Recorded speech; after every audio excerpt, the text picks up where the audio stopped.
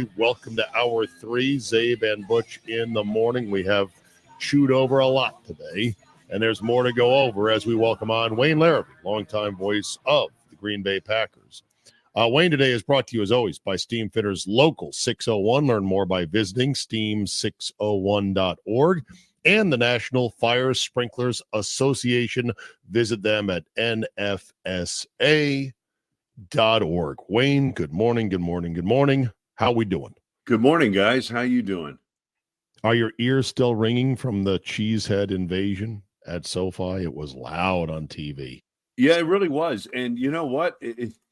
They were everywhere. I mean, I didn't see many Rams fans at that game, to be honest with you. It's amazing. It is amazing, and I think both Packer fans do travel, and I also think they're just organically in all 50 states. You know, yeah, they come out of the weeds. You know, the expatriates who've left Wisconsin, poor suckers, and live somewhere else. When the team comes, they're there. Yeah, you know, it's funny. If you're a fan of the Steelers, Cowboys, Packers, Yankees, you are never alone, ever alone on the road. Matter of fact, in some places you might be the majority. Yesterday, Packers fans were the majority, it looked like to me, in that stadium. All right, fill in the blank. The Packers' 24-19 win in L.A. yesterday was blank. What do you think that win was? Uneven, a little bit. I think it's kind of like what LaFleur was saying in the locker room after the game. There's a lot to clean up, but this is the NFL. This is the way it is right now, guys. You know, teams evolve. They go either get better or get worse, and the Packers are in a position where they're 3-2, and they're hoping they get better as they go forward, and they're cleaning some things up as they go along, but there's still much to be done. All right, how do you think this Doubs thing is going to play out? And knowing what you know about the young man, does it surprise you that this all happened last week? Yeah, it really does surprise me, number one. Number two, he's never been a me guy. He's never been like, you know, Stephon Diggs and so many of these receivers where I got to get mine. If I don't get mine, I got to get mine first, and then we'll worry about whether the team wins or not. That's never been Romeo Doubs, ever. So while I respect the report that came out last week, I'm not sure that that's the whole story, and that's what worries me a little bit about this situation. Rome is a very earnest and honest young man, and we've known him to be nothing more than a team guy, so it just doesn't sound right, and I hope they can get this thing resolved this week because they need him back. So you think there might be more to the story? You know, I don't know. I don't have any inside information, but I do know this. This is unusual. If all of it is that I need to get more of mine, well, they're targeting him about as much as they're targeting anyone else, maybe a little less than Reed, but you know what I mean? They're getting him the ball or trying to. And the other factor is we've never seen this side of him, if in fact that's what it is. Yeah. Wayne, do you think the Packers, again, we don't know this, but they go ahead and they suspend him at least. So there's something there enough where they say, okay, enough is enough with this behavior, whether it's a Packer, you know, whether we don't know what's going on in 1265, but there was enough there to say this isn't what we do or how we build our program. We saw that last year with Jair too. Didn't think there was a whole lot to it, but they said, no, this is what we do. I think when you look at it there, that's a big enough of the piece of the puzzle that I need to say that, okay, you're not being a Green Bay Packer. Is that fair to say? Your conduct last week might be the fairer thing to say. Okay. Is not up to standard, the Green Bay Packers standard. This is not how we do business. And when we have problems, we don't do it this way. So, but again, you know, guys, we don't know really what it is. And my observation of the kid himself, and Larry McCarron said it much more eloquently than I'm saying it yesterday during the pregame, is that we've never seen him being one of those me kind of guys. You know, I need to get mine. So I just hope whatever it is, they can get it resolved and get him back on the field, because I think you saw that while they have good receivers, and certainly Jaden Reed and Tucker Kraft are emerging, they need more at that position. And those are two guys who can give them more. When you're hoping this gets resolved, we all are, but I'm also hoping that run defense gets resolved, because it hasn't been great, that front four against the run. And we saw it again yesterday. Yeah, exactly. This is interesting because I looked at the stats and you could feel it during the game. They gave up 134 rushing yards. Kyren Williams is probably the best running back in the NFL. Most 90% of the people in the league have never heard of, okay? He was third in the league in rushing a year ago. He's a hell of a back. Okay, Right. That being said, if you're a good defense, you stop the run no matter who's running the rock, all right? They gave up too much on the ground, $134. Where they really got hurt was on third downs. The Rams were 8 of 16 on third downs, 2 of 4 on fourth downs. That led to a disparity of 76 plays from scrimmage to just 58 for Green Bay. 370 yards of offense and a time of possession disparity of +5 for the Rams over the Packers. So, yeah, you're right. But there's a lot of things that have to get cleaned up, as Coach LaFleur said after the game. But I think on defense, guys, we've got to be a little patient here now. They're putting in a new defense. It took Dom Capers more than 8 games to put in his defense back in 2009. But by the end of the season, it was the caliber of defense that would carry the Packers to a Super Bowl the following year. That is a great point and wisdom to live by from Wayne Larrivee. Cooper, Bullard, Williams, all the kids starting to show up and make plays. That was exciting as well. But let's get to the big one, which is Rashan Gary. Is his lack of production right now a concern, Wayne, or a full-blown crisis? Yeah, I wouldn't term it a crisis, but they really need him to play at the level that they expect him to play at. And I believe me, guys, I'd have to go back and look at the tape from yesterday, but I'm not qualified to tell you what he needs to do and what he's not doing or what he's doing. Yeah, I'm just not qualified to tell you. But I do know this. Yeah, you need more out of him. You need him, and you need more than just splash plays. You need sacks, and don't tell me just hurries. You don't tell me taking up double teams. Tell me how many sacks you have. That's got to be the number one thing: tackles for loss and sacks. That's what this defense is predicated on. That's what Jeff Hafley talked about this summer, and we need more of that from a number of guys up front, not just Rashan Gary, but Kenny Clark as well. You know who I'm desperate to do a breakdown of is Brian Baldinger, NFL Network. He does great O-line, D-line breakdowns. He did one on Bryce Huff, the kid that the Eagles bought from the Jets in free agency because he had 10 sacks last year for the Jets, and they paid him $55 million. He's done nothing, hasn't broken an egg in Philly. And what Baldinger said was, look, with the Jets, he was always a two hands down, sprint off the line kind of guy. They called him a Bugatti because he had a great get off, and he showed highlights of him as a Jet, and they've got him standing up now in Philly or 3-point stance, and he's totally different. I desperately need Baldinger to look at Rashan Gary and tell me what he sees, because you're right. We don't know what it is he is or isn't doing, but he's not getting any real heat on the quarterback. And it's not just this year. Remember the last 7 games of last year, I think he had 1.5 sacks over the course of those 7 games, which I believe included playoffs. So I don't know what's going on. I know the kid, he's a great kid. If you've ever met him, he's a great kid. And he's a leader in that locker room. He's a quality individual. He's got talent. He's got big-time talent. So I don't know what's going on in terms of how they can free him up, how they can get him to the quarterback. But I know it's not just don't say it's just the Jeff Hafley defense, because it goes beyond that to the previous year. Wayne, where do you think this offense is at as far as clicking? Right. I mean, I think they're still trying to figure out, learn themselves a little bit. Obviously, no Romeo, but Josh Jacobs has 19 carries. Where are they as far as this? Because we're still only very early in this season. Yeah, everything's kind of evolving. What are we, 5 games in? That's still early season. You're exactly right, Butchie. They missed their quarterback for 2 weeks. Now he's come back from injury, and he's kind of getting back into it. I think, like the defense, the offense is still evolving.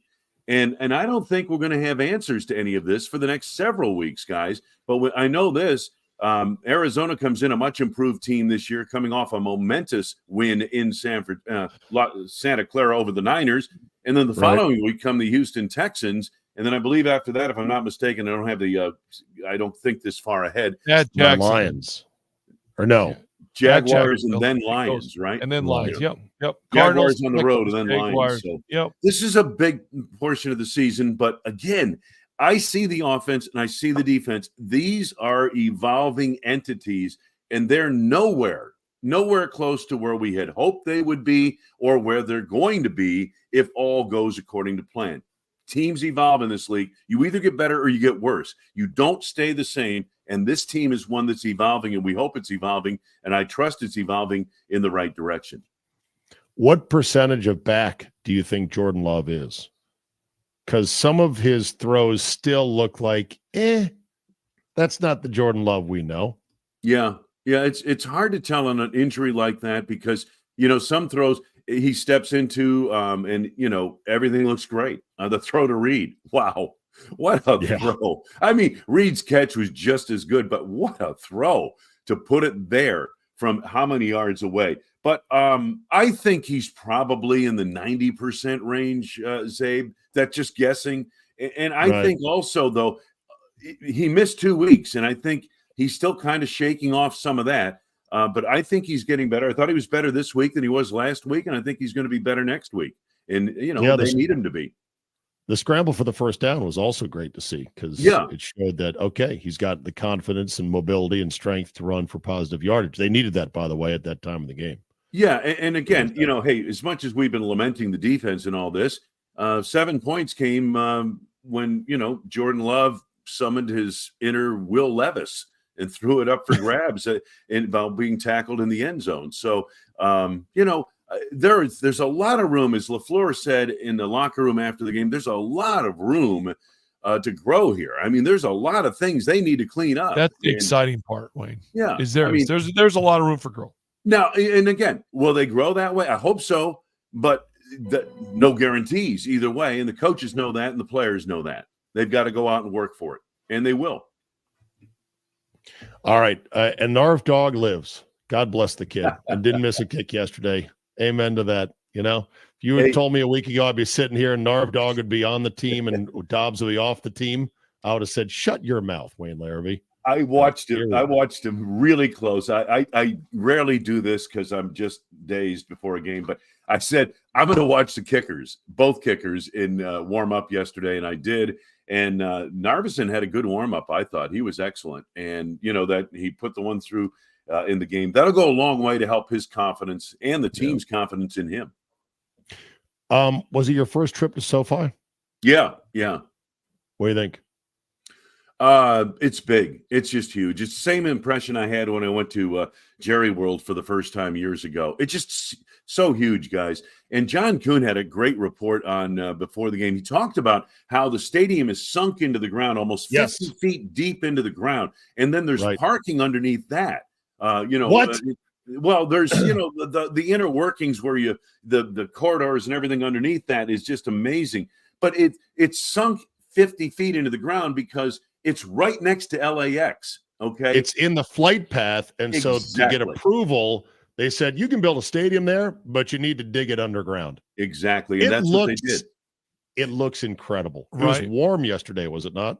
It was warm. Yeah. It was really, once the marine layer burned off, which burns off every day like clockwork out there. It's cloudy and foggy until about 11 o'clock in the morning. Then it burns off. And by 5 o'clock in the afternoon, it's back. So we took off in fog last evening.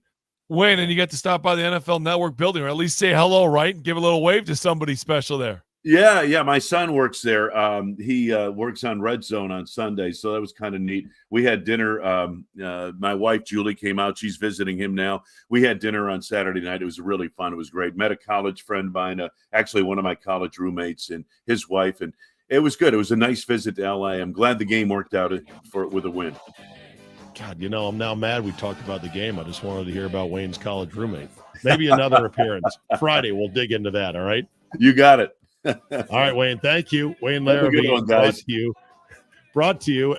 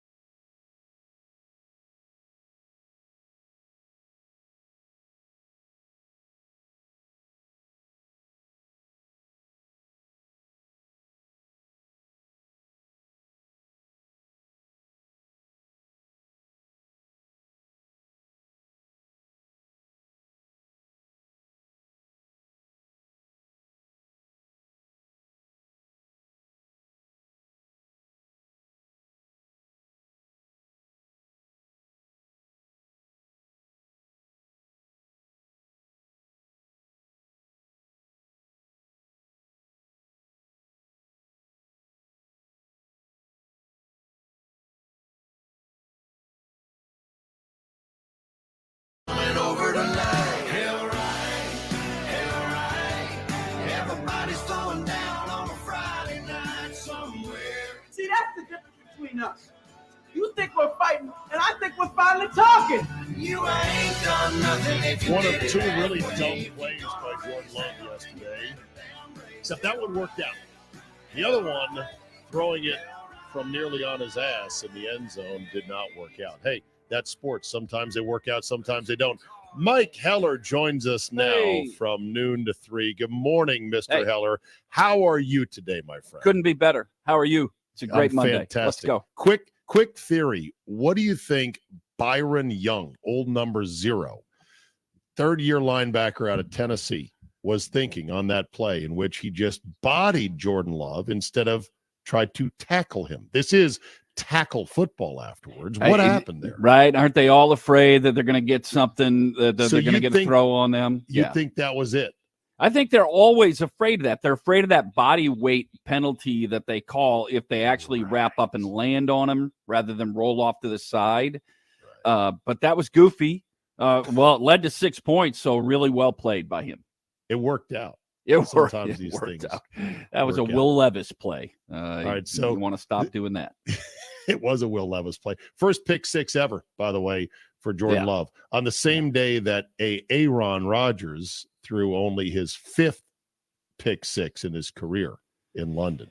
Yeah. That is a shockingly low number. They were comparing that stat to both Peyton Manning. Aaron's beginning and end were not very good in London, so he had a couple of tough trips to London, and the Jets are a mess. What did they have in yardage on the ground yesterday? 50 yards?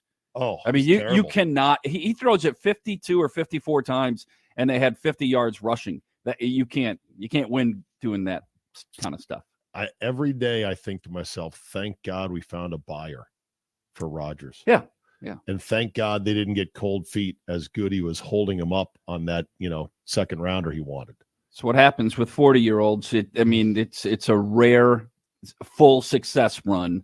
He's had one good week this year, and but anyway, we would have been stuck with it. And I was the guy, Butchie, that was screaming like a moron. Rodgers today. Yeah, don't get out of the tomorrow. You said don't get out of the Aaron Rodgers get out of the business. Okay, so is what I said. Yeah, we know how that turned out. Why don't you tell Heller your Romeo Doubs take on this too? Because let's just if we're talking about wrong takes, let's just keep going. I am at least sympathetic to Dobbs's current feelings about things. I think he might be our best receiver, and I do think he's being underutilized. Doesn't mean he handled this the right way, but I have a little bit of sympathy towards him. And he's got one game to look at that at. Well, 2, the opener and a week ago, and he's going to base sitting out and skipping practice and getting suspended based on 2 games, of which he has the second most targets on the team, by the way. Okay, so we got a bad apple then. So what? Well, so I don't know. We need to trade. No, this is an apple that has fallen from the apple tree. No. This is the apple that's fallen from the apple tree, but just recently fallen from the apple tree. You still could pick this thing up and eat it, but you can't let it. You can't let it sit on the ground too long. Wayne left the door open that there's something else there, didn't he? Yes. Okay. Do you think the door is open to being something else, Heller? I think the door is open for Romeo Doubs to be a fully productive and good wide receiver for the Green Bay Packers the rest of this year and for a bit beyond. Sometimes maybe he's getting bad advice. Maybe he's got bad people in his ear saying, "Oh, that's what Butchie said." Butchie said someone's in the ear. I think that's exactly what let this pick up. Let this pick up and see if he doesn't indeed take the field this Sunday at Lambeau and for the rest of the season, and he's fantastic. Okay, so why then, if reports are to be believed, would the Packers say no to any inquiries for Romeo Doubs? So because I believe he's he's a bad apple who doesn't get it, and yet at the same time, wait, the team is like, nope, we're holding on to him. Hold. What? I did not say that. You're right. I'm putting words in your mouth. Sometimes you just get some bad advice, and he followed it, and I think he can pick himself up. They can come in the room together, and they can smooth this all over, and he can be a very good, productive wide receiver for the Green Bay Packers. I think that's what's going to happen. I think this is going to go away, and he will be really good and utilized the proper way. I don't think they used him so far, but I think he was under the impression that he was misused. And I think it'll go away. I don't think anybody's talking trade. Okay. I would agree with that. I'm shocked, Butchie. I'm the only one that is sympathetic to Doubs today. What's the sympathy for? That he's not being used enough. Wicks in what sample set? I mean, they Wicks had Malik Willis for 2 weeks. Wicks can't catch. Number 9 can't stay healthy. Other than Reed, they need a guy who's a dependable guy. Doubs is an absolute killer on 8-9 yard sticks movers where you can throw it to him 12 feet off the deck and he'll catch it. Yeah, but every time. Zaber, we're only talking about the Minnesota game. Is that the only game we're going to put into play? I'm talking about who he is as a player. But you worked with Malik Willis in week 2 and week 3 on very short notice. And then the only game that Love was back for that Doubs was hot about was the Minnesota game. And maybe the defense dictated that you don't throw to his route tree, and we were going to make it work. So Wicks was open all day. He just dropped him. And I talked so about I guess I would let it go. I don't think he had a real gripe based on a single game sample set. The opener in Sao Paulo and week 4, because weeks 2 and 3 were gonna be different. Sure. And weeks 2, you knew they were going to run the ball the entire time.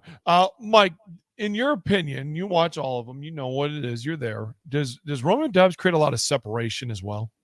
I think he's got really good get off the ball skills like Devontae. I think he's got a lot of shake and wiggle early. He's not fast, but listen, Devontae's not fast. It's about creating separation at where you're going to put your foot in the ground. And I think he's good at that, Butchie. I think he's their best receiver, not their best athlete. Yeah, I looked at the yards of separation, and he was like 5th worst in the league. Maybe I think he was 6th worst in the league as far as how much he did. So great. He's great at high point, and he's great. I can use all those words you want, but when I'm talking elite wide receivers, CeeDee Lamb, all those, he's not in that category though. All right. Can I get right? an You know what I mean? question? Exit question. Is Romeo in our future? Yes. Yeah, that's my deal. Yes, he'll this get goes a away second right now. Will he get a second contract? Oh, I don't know about that. I mean, you need to start thinking about that. Well, I don't need to start thinking about that. When is it? Where is he in the contract? Where is he right now? I mean, you don't need to, but as a fan, are you not curious about, okay, who will come out of this mass of 4 guys that they drafted the last couple of years as your 1 and your 2? Yeah, I think those are great questions, but first things first, he's got to come back to the team in good stead right now and play well. I know. I'm getting way ahead of ourselves, you are. But that's what we do in sports radio, Heller. We play the games all at once and back again. And Luddy, where is he in the contract? He is in year 3 of 4 on a 4-year, $4.3 million rookie deal that takes him through the end of next season. So this offseason would be when you would do something, because you don't want the guy playing in the final year. Most players don't want to play in that final year without having a deal done. And that's what the issue should have been. So I would, even though it's not a radio talk show responsible, I would be the responsible guy and say, well, let's see how the season plays. Because if the dude doesn't come back and smooth it out now, and he's not a productive member, then of course, at the end of this season, you would think you would do something else with the dude. I'm not mad about any of this. I'm just fascinated, Heller, because I think this is the first sign of the sort of the limits of drafting in bulk at wide receiver. Everyone's saying, look how smart the Packers are in Goody. They're drafting in bulk. They're getting all these guys. They've got the big passel of dudes. Who's WR1? Nobody knows. Doesn't matter. We don't need one. Well, eventually the cream and the coffee separates, or what it's the oil and the water. I don't know what the analogy is, but eventually there has to be a sort of a hierarchy. His quote from the exhibition season, Bill Huber in front of him, when talking about maintaining a team first mentality, Romeo Doubs says, quote, just being there for each other. The answer is real simple. If anybody's got ego that gets in the way, we know better. That's just not how the game is. That's Doubs from training camp. That's okay. So maybe there's so more who's going talking on. to him is my question. Yeah, Butchie, I think that's where this is. Yep, you bet. There's no somebody told him, hey, man, don't be such of a team player, all right? Yeah. You got to get yours. You got to get yours. Somebody, you're one a of his year and a buddies, half one of his away from a people, contract. You got to go somebody get in his group. I mean, I've had this peg from him. As soon as I saw this Friday, I go, okay. So somebody he's listening to is giving him horrible life advice, man. Like your boys, you gotta check them. Your mom, you gotta check them. Your dad, you gotta check them. Your pops, your granny, like you gotta check them. Like whatever it is, whoever it is, you gotta check them. And that's the toughest thing about becoming a professional athlete is you have more people in your ears that shouldn't be in your ears. They're in your ears, and now they're telling you something that, like, when you're in 1265, you don't hear it. You get outside of it, people. Like, that's the toughest thing. All right. So they got a lot of money tied up into this quarterback who we all like. No worries about him right now, correct? Even though there's some. It's always worries about your quarterback. But, yeah, let's keep having moving in the right direction. Okay. So the question, I think, to me, which is fascinating, and I don't have an answer, and I'm not mad about it, but I'm fascinated. Is this a Watson Doubs operation, or is it a Reed Wicks operation? We're running at wide receiver. I got a different one. It's a Doubs Reed operation. Those are Doubs is your one on the outside. Reed is your one on inside the slot. whip. He's always who can inside. Also stretch the field. Yeah, correct. I love that. That's 1-2. And I would love 9 to be the over the top guy if he can stay healthy. You never keep him on the field. I know. And this one wasn't his fault. Not that any of them are his correct, fault. But bottom line is, like, there's some guys that are injury prone. By the way, you're talking to one that happens, and it sucks. Like, I've lived that life. I know. But to me, it's Doubs. But you're not injury prone. You landed on your elbow. Like a guy that's got constant hamstrings or groins, soft tissue stuff. You've had car crashes, is what you've had. Well, fair, but I've had enough of them. So enough of them to derail some things. That being said, like, it sucks, but best ability is availability. All right. Can we talk college football for a hot second? Your thoughts on the Badgers' much-needed win before the schedule turns rough? Yeah, it was. That's the worst team in the Big Ten. I don't think it's really close that they played in Purdue. Bad, weren't oh my gosh, they're terrible. And Ryan Walters in his second year is already in trouble there because they have won. They have been a good program from time to time. Joe Tiller had them really good, and then Brian Brom had them in a good spot. They're not in a good spot now. They were terrible. Wisconsin needed that desperately, and the defense showed up because they were in a little bit of trouble. Off back-to-back interceptions, one that was Locke's fault and the other one wasn't. Right. But they held them to 2 field goals, and then they just took over, and Purdue quit. So I'll tell you what, this game is the one that's coming up, is the one that I've had circled almost all year. You circled it forever ago. At Piscataway, Rutgers is good. They're not great, but they're good. They don't make mistakes. They're tough as nails because that's who their coach is, and the game's there. This game defines the season. I hate to put too much on one, but if Wisconsin's going to count to 6 wins or maybe 7, that's hard to get to. They have to win this one. This one defines their season. I think the bull streak could end, Zabe, if Wisconsin loses at Rutgers. And what is it, a 3-point pick? Wisconsin is favored out of the gate. Wow. That's a 20 other way around. Rutgers is favored by 3. Yes. My bad. Yep. Rutgers is favored by 3. So, which, home team, it's a pick 'em game essentially. Correct. Home team plus 3. 22 years, the bowl streak, I believe. Correct. Bucky. Yeah. And there's only 2 other programs that have streaks as long as that. One of them is Oklahoma State, I think. Yeah. And you can get in because there's so many dang bowl games. You can get in without 6 wins. I think Minnesota did a year ago, right? Minnesota got in a bowl game without. But if you're going to count to 6, you got 3. You got to win at Rutgers and Northwestern. That's 5. Your remaining schedule is home Penn State, at Iowa, home Oregon, at Nebraska, home Minnesota. So if you count Rutgers, Northwestern, and Minnesota, you get to 6. If you lose one of them, then you got to steal one of those other 4. Right. And Iowa and Nebraska are stealable. I don't know if Penn State and Oregon are. Did the flatness of the college football landscape with all the upsets encourage you yesterday when it comes to the Badgers? I mean, if Minnesota can win a game like that, and by the way, anyone that's been able to lip read PJ Fleck's face-to-face screed to the referee in their game, I'd love to know what they think it was. You saw that, right? Yeah. Where he's sitting there, he's like, walks away. Yeah. What did he say? And why didn't he get a flag for that? If LaFleur got a flag, I guess college refs, it's a different leeway, I suppose. I don't know. And he wasn't out between the hash marks. Right. I guess because he was on the sideline, they let him get away with it. But does that not encourage you that there were so many? I don't know. Upsets? I think what we're seeing now, like with the Alabama loss in particular, is that it's a 12-team playoff, and Alabama knows they're in. I think they were playing hungover after the Georgia game, thought they could just roll it out there. And it's the first game that Kalen DeBoer's had to coach at Alabama in which he had to try and get his players ready to play a game they weren't going to be ready to play. You're telling me that Alabama staff, the coaching staff, didn't go out in Nashville any of those nights? Okay. All right. Yeah. Well, and they're there on Friday, and maybe Broadway was visited. I don't know, but to me, it's more of an indictment on the 12 team. We're seeing it throughout college sports. Well, let's start with this. Michigan isn't very good. We got a their wrong view.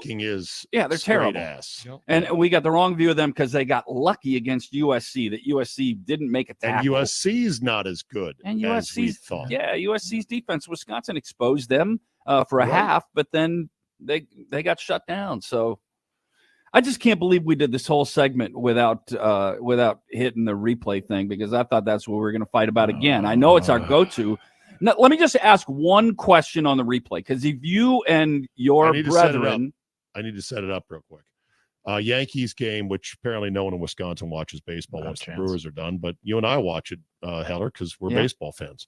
So Yankees versus Royals, it's a back-and-forth game. Lead changed 5 different times. And there's Jazz Chisholm. Jazz stealing second. Slides in, and it looks like throw is high, by the way.